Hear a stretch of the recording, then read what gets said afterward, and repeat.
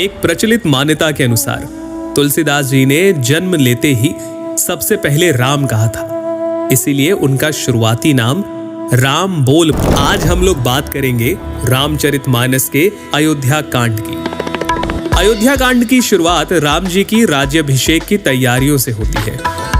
एक तरफ जहां अयोध्या में हर्ष और उल्लास का दृश्य था, तो वहीं देवताओं में व्याकुलता। उन्हें लगा कि अगर राम राजा बन गए तो फिर राक्षसों का अंत कैसे होगा।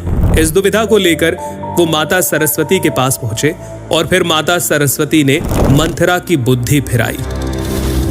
मंथरा ने कैकई से कहा, यदि कल राम का राज तिलक हो गया तब समझना कि विधाता ने तुम्हारे लिए विपत्ति का बीज बो दिया।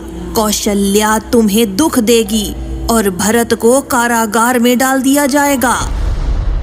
मंथरा की कड़वी बात सुनकर कैकई भयभीत हो गई, कुछ बोल ही ना पाई। इसके बाद कैकई कोप भवन में जाती है, जहां महाराज दशरथ को उनके दिए 2 वचन याद दिलाती है। हे प्राणनाथ, सुनिए, मेरे मन को भाने वाला एक वर दीजिए। भरत को राज तिलक और दूसरा वर भी मैं हाथ जोड़कर मांगती हूँ। राम को 14 वर्ष के लिए वन में निवास।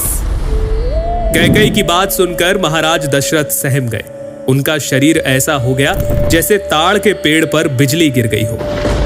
इस सूचना के बाद अयोध्या वासियों का हर्ष विषाद में बदल गया। राम, लक्ष्मण और सीता जी वनवास के लिए तैयारियां करते हैं। उनके चलते ही महाराज दशरथ मूर्छित हो गए और नगरवासियों को सोया हुआ छोड़कर वे आगे बढ़ चले।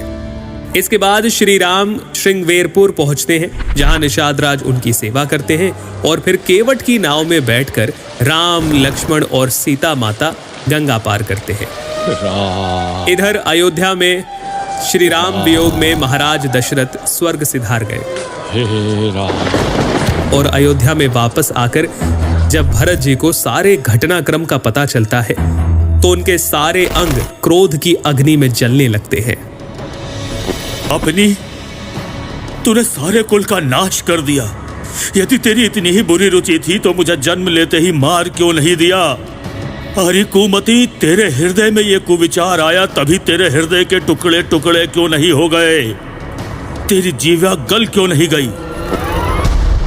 श्री राम को मनाने के लिए भरत चित्रकूट पहुंचे, लेकिन प्रभु के मना करने पर उनकी चरण पादुका लेकर वापस अयोध्या की ओर उन्होंने प्रस्थान किया।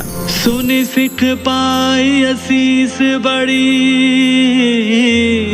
गनक बोली दिनु साधी। सिंहासन प्रभु पादुका, बैठा रे निरुपाधि। इस तरह अयोध्या कांड यही संपन्न होता है, जहां इंद्रपुत्र जयंत अपनी कुटिलता के चलते रामद्रोही बन जाते हैं। शूर्पणखा की नाक कटती है और सीता हरण जैसी घटनाएं होती हैं। लेकिन अभी के लिए इतना ही। सुनते रहिए